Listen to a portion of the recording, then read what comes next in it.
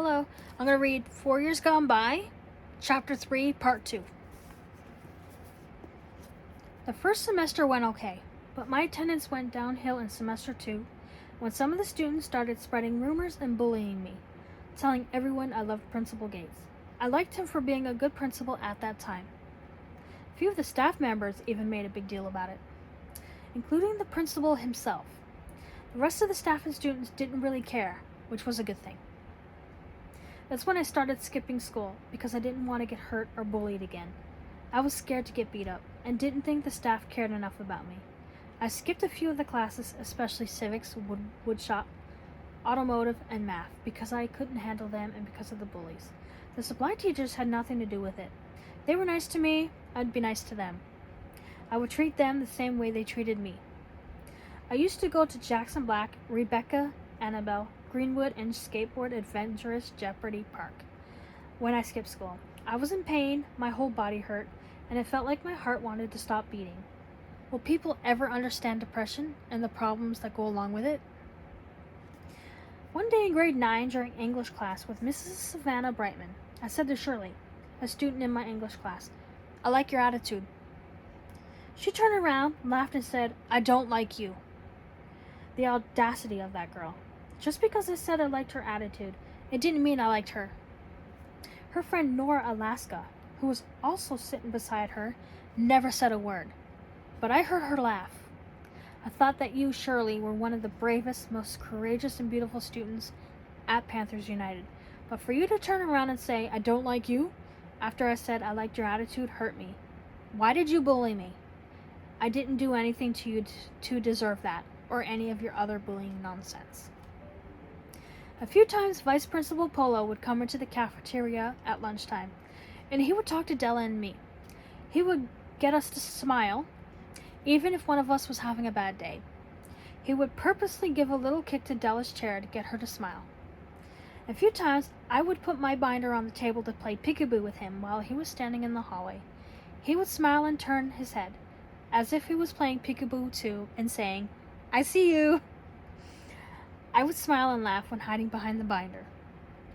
Another day, while Vice Principal Polo was in the cafeteria, I was talking to Della and Jacob. I put my foot on the table and it collapsed. Jacob's soup spilled all over the floor. Vice Principal Polo looked over at us while we were cleaning the mess.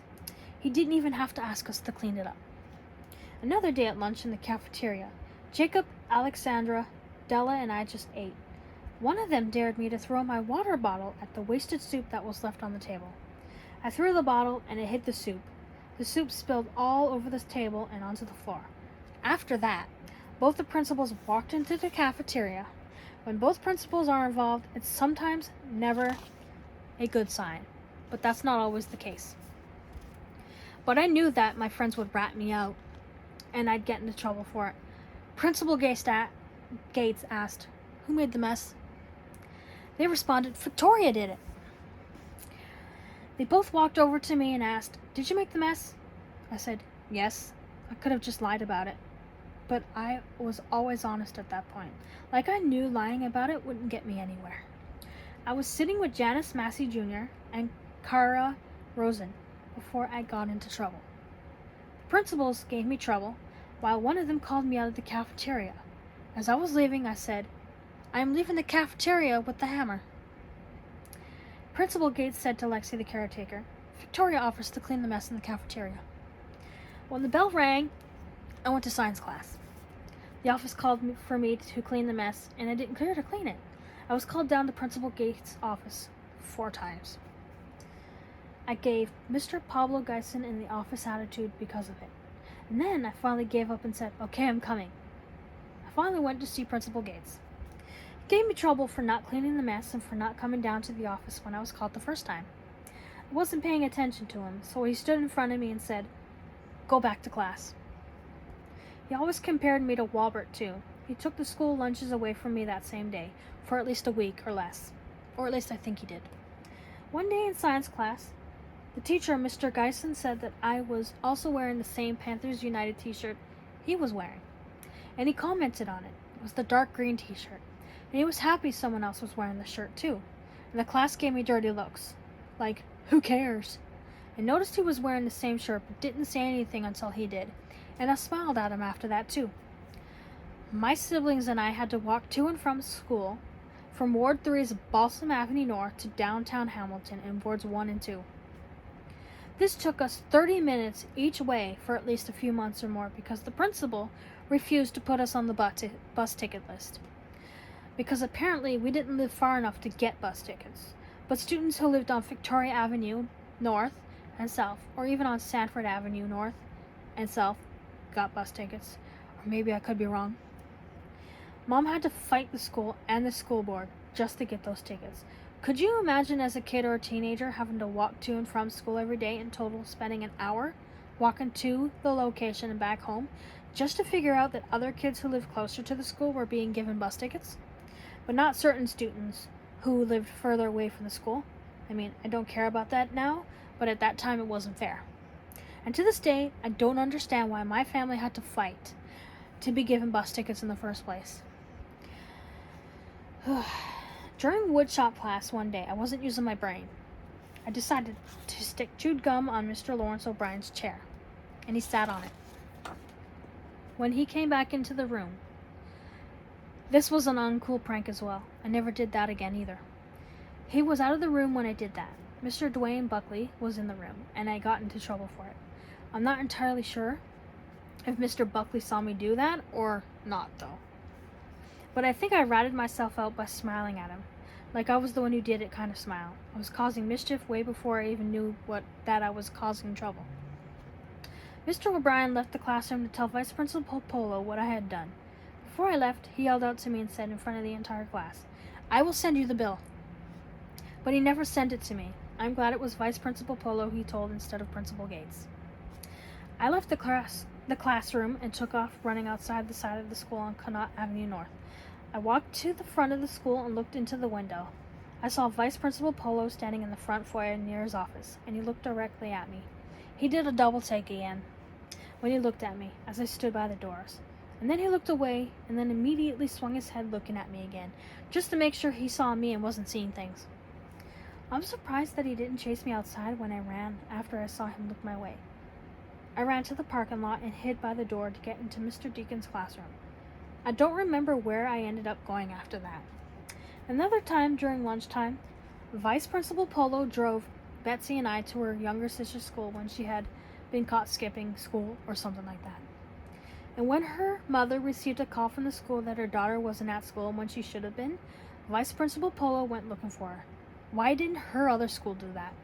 I don't really remember much of that day, but I do believe her sister was eventually found, and either she went home or stayed at the school. But before he drove us back to the school, we stopped at a corner store, and he bought Betsy and me a couple of sodas. But I don't know why Vice Principal Polo had to look for a student who wasn't his student. She was in another school. Shouldn't that have been the other school's responsibility to find her? We knew Vice Principal Polo cared about not only his students but their families and would go out of his way to make sure all of us were safe. Even the students who didn't go to our school at that time were safe, especially if Vice Principal Polo was around, and that wasn't even a part of his job. He was the true definition of what a school teacher, vice principal, and principal should try to be. I don't have anything negative to say about Vice Principal Polo because he was one of the coolest, kindest, and most caring people I have ever met. He never judged me no matter what dumb stuff I did or said, and he will always have a place in my heart. Rest in peace, Mr. Polo. One day during lunch in the cafeteria, I overheard Mrs. Weinstein talking. She mentioned that she was worried about the history teacher, Mr. Turtsicle, because he didn't show up to his workplace for a few days. He wasn't the type of teacher to take sick days. My first thought was that he died. I didn't know who he was, but I knew Mrs. Weinstein at that time. I was afraid that she had lost her friend. I went home that same day and prayed for him. I thought to myself, hope he's okay. Pretty sure I was told he was in a car accident. I'm unsure of what grade this was. I also remember one day during cosmetology class, Miss Bakerson came in to watch us because the teacher wasn't there. And we were talking about Elvis and she promised me that I could have the photos that she took at Graceland. And she kept her promise and brought those photos to me the next day. I was so happy and quite surprised that she kept her promise, because people who make promises to me most of the time don't keep them. And I got to the point where if you make a promise to me and I get overly excited and you break those promises, I get upset and I won't believe you anymore. This memory was either in grade 9 or 10, but I honestly don't remember. Anyway, I remember one day after school I was walking down Cannon Street East. I didn't think much of it at that moment, but I saw a bunch of students from my school and another school fighting and arguing at the community baseball park. I avoided that situation entirely, and I was safe because I wasn't close enough for them to run over and fight me without being hit by a vehicle driving down that street. Then it got to the point where Mr. Anderson, Principal Gates, and a few other male staff members, and if I remember correctly, it was Mr. Turtsigle and Mr. Louis, who also went to the park to handle the situation. I think another student had gone back to the school to tell someone there was a fight going on at the park and they needed help. They all had to go over to the park to break up the fight, and I remember one of the students from the other school was yelling at the staff members. I think it was more towards Mr. Anderson or Mr. Louis than any of the other staff members. I'm not entirely sure what was being said, but I could hear the male student yelling from across the street. I think he may have told the staff to mind their own business. The reason I believe they were fighting the students at Panthers United is because a few of the other schools thought of us as the dumb, weak school, and that we are stupid, or they didn't think we'd fight back, or that we would stand up for ourselves, stand up for our school, and believe that our school is unique to us. We had to fight as a school and as a family to let other schools know that just because we're different doesn't mean we are any less or anything like that than they are. Therefore, we didn't need anyone's approval of us and our school. I remained on the opposite side of the street because I was too afraid to intervene, let alone get my butt kicked by total losers who hated us for no reason at all. They called our school mean names that I don't even want to say. I walked home after watching the staff cross the street to help the students get out of there and to stop the fight. In August 2010, I bought Mr. Patrick Swayze's book called I've Had the Time of My Life. I took it to school in September of 2010 to read and learn more about my favorite star. In September, it was the beginning of a new school year, and I took the book to school on a Wednesday. I left it in my backpack, and a soft drink spilled all over the side and bottom pages of the book. To this year of 2013, it still has brown stains on it. I was in the bathroom on the main floor cleaning my backpack when I put the book into another bag. Kathy and Elizabeth helped me clean the mess. I still have that book to this day. I took the book home instead of throwing it out because I wanted to continue reading the book and that I would still be a fan. Pretty sure I have 2 copies of it now. One with the Pepsi stains and the new version. Well, not newer version, but, second version, whatever. On October 26, 2010, I believe around 15 or 20 students went on a trip to the Special Pumpkins Principal's Pumpkin Patch. We drove up to the farm in a school bus. This much I do remember because I'm pretty sure it was either Principal Gates, Vice Principal Polo, or someone else who had walked onto the bus to see if I was there because I didn't show up for my first period class. But either way, I don't remember who asked if I was on the bus. I don't remember the location that we went to. I just know we went to pick up pumpkins for our classrooms. Mrs. Jane, Principal Gates, a female CYW, and another lady were there with us. I'm not sure if that one lady was with our school or was giving us a tour around the pumpkin patch. Anyway, we saw ostriches, pigs, rabbits, chickens, roosters, goats, ducks, donkeys, and horses, etc. We went to pick pumpkins and visit the animals. If I remember correctly, I think we drove around the farm too, but we didn't drive around the farm in a car. In October 2010, I was part of the haunted house for Halloween. I had a blast trying to scare the kids that came in, but it didn't work. The terror of high school was scarier than the haunted house, or at least it felt that way. I was a part of this event once, never did it again after that. Honestly, the haunted house that year was completely dumb. No student could scare anybody, no matter how hard we tried. It was so embarrassing, but funny.